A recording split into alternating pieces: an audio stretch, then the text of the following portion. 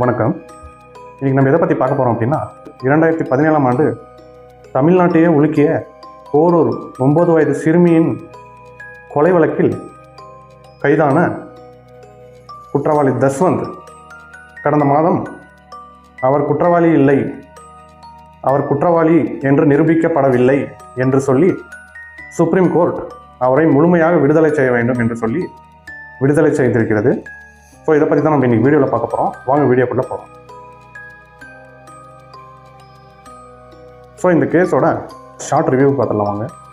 2017 பிப்ரவரி மாதம் போரூரில் ஒரு அடுக்குமாடி குடியிருப்பில் 9 வயது சிறுமி காணாமல் போயிருக்காங்க. ஸோ அவங்களோட பேரை நான் வெளியிட்டேன்.